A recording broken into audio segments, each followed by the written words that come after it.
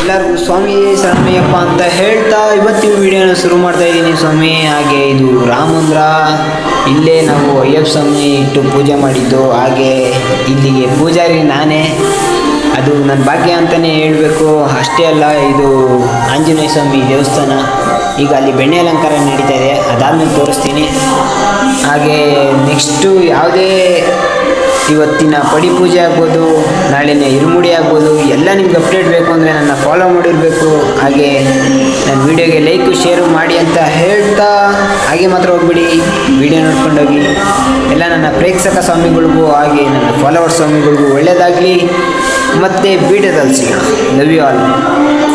ನನಗೆ ಸಂಜೆ ಬಾಳೆಕಂದು ಕಡ್ಕೊಬರೋಕೆ ವಹಿಸಿದ್ರು. ಯಾಕೆ ಅಂತಂದರೆ ನಾಳೆ ಪಡಿ ಪೂಜೆ ಇರೋದ್ರಿಂದ ಮಂಟಪ ಕಟ್ಟಕ್ಕೆ ಹೇಳಿದರು. ನಾವು ಮತ್ತು ನಮ್ಮ ರೋಹಿಣ ಸ್ವಾಮಿಗಳು ಬಾಳೆಕಂದೆಲ್ಲ ಕಡ್ಕೊಂಡು ಗಾಡಿಗೆ ಹಾಕ್ಕೊಂಡು, ನಮ್ಮ ತಮ್ಮ ಸ್ವಾಮಿಗಳು ಗಾಡಿ ಹೊಡಿತಾಯಿದ್ರು.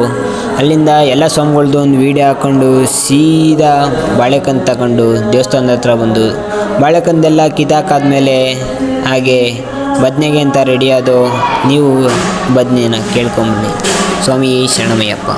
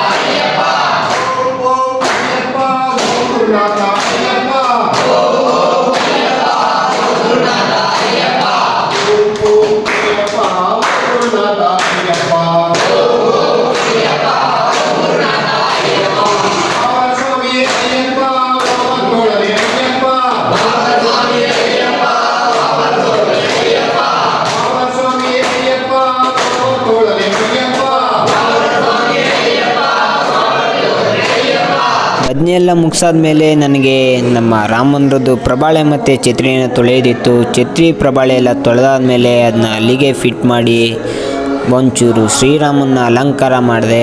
ಹಾಗೆ ಇವತ್ತಿನ ವಿಡಿಯೋ ಇದಾಗಿತ್ತು.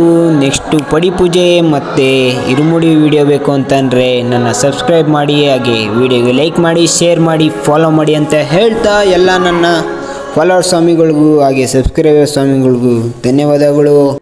ಜನ ಸುಖಿನೋ ಭವಂತು. ಸ್ವಾಮಿಯೇ ಶರಣಮಯ್ಯಪ್ಪ.